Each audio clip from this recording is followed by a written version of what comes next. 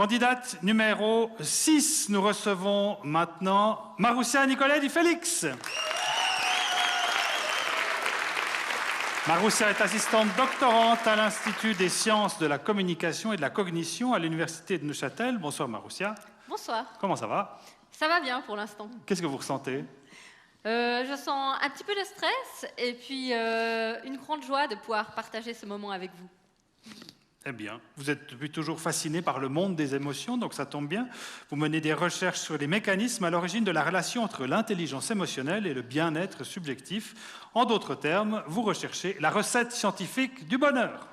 Vous travaillez avec les professeurs Fabrice Clément et Marina Fiori pour votre thèse, et on en découvre un peu plus sur vous et votre sujet avec cette vidéo. Je m'appelle Maroussia Nicolai Di Félix. Je suis assistante doctorante à l'Université de Neuchâtel. Plus précisément, je réalise mes recherches à l'Institut des sciences cognitives. Mon sujet d'étude, c'est de comprendre le lien qu'il y a entre l'intelligence émotionnelle et le bien-être. L'intelligence émotionnelle, c'est en fait une capacité qu'ont certaines personnes à très bien reconnaître les émotions et à très bien les comprendre. Et en fait, on s'est rendu compte, en lisant la littérature, que les gens qui étaient émotionnellement intelligents avaient tendance à être plus heureux dans leur vie. Et donc, moi, ça m'a interpellée.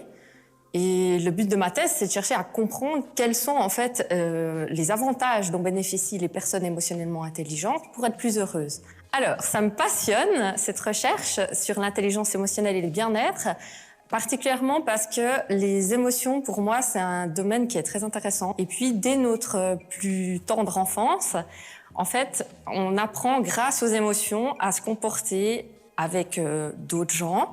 On apprend aussi qu'est-ce qui est bien de faire ou pas en fonction du feedback qu'on a de nos parents.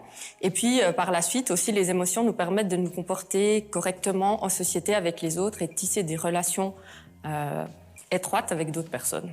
Alors, j'ai commencé à m'intéresser à ce sujet parce qu'au début, je travaillais sur un grand projet qui explorait en fait l'hypersensibilité des personnes émotionnellement intelligentes.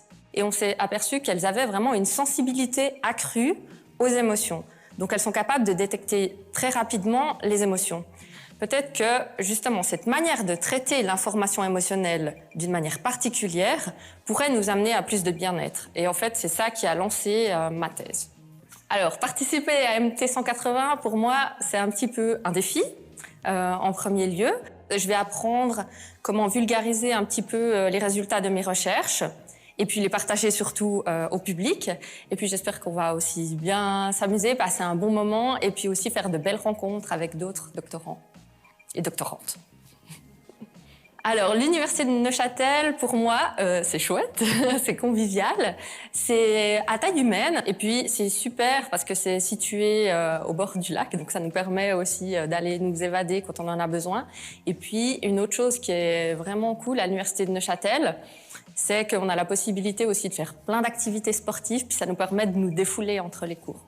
Alors, ce qui m'anime dans la vie, c'est la pratique sportive. Donc, je pratique la natation depuis très longtemps et c'est vraiment très important pour moi de tout le temps être en mouvement et puis de pouvoir me remettre un peu comme dans une bulle, me défouler pour ensuite pouvoir retrouver ma concentration, avoir un certain dynamisme. Donc voilà, c'est vraiment un pilier dans ma vie. Alors, la petite phrase qui me caractérise, c'est peut-être « ce qui ne nous tue pas nous rend plus forts ». Dans 10 ans, je me vois, si possible, toujours en train de faire de la recherche sur un sujet qui me passionne, en psychologie. Et puis, la cerise sur le gâteau, ce serait peut-être de pouvoir transmettre un petit peu mes connaissances et puis donner des cours en tant que professeur à l'université.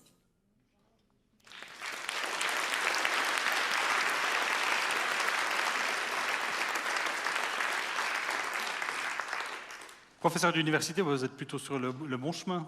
Hein. La plupart passent par une thèse, etc. Maroussia, ça va toujours bien? Oui, ça va toujours bien. Bah, je vais essayer de pas trop vous embêter.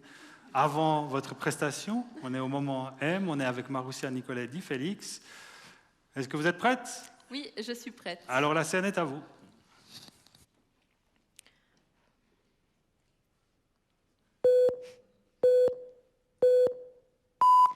Avez-vous déjà rêvé d'être plus heureuse, plus heureux dans votre vie.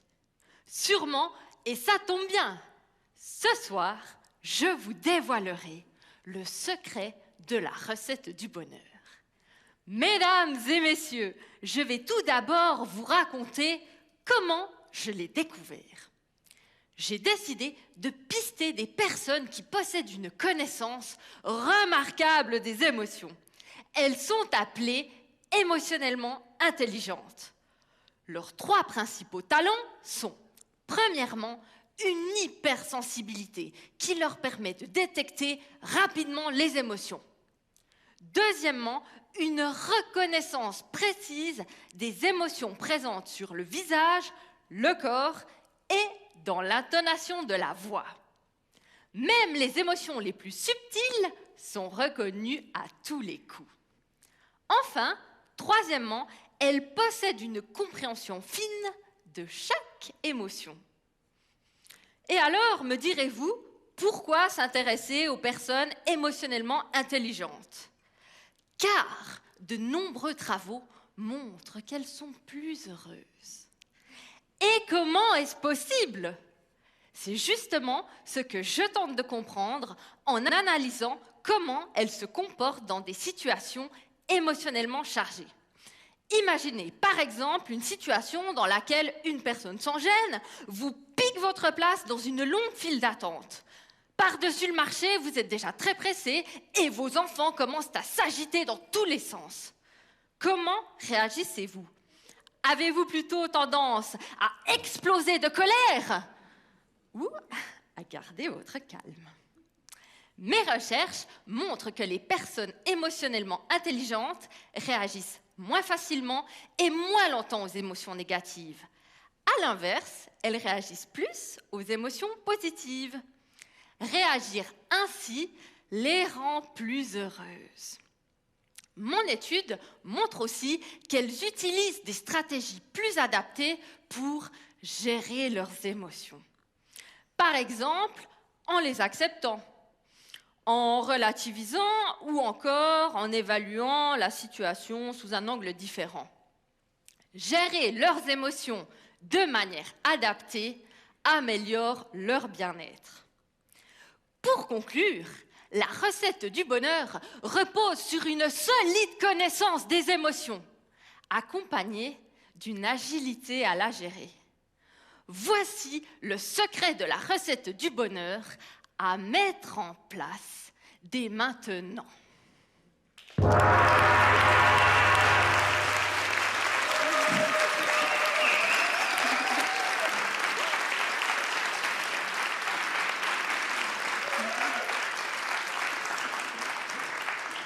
Fastoche, Ouais, maintenant que c'est fait, ouais.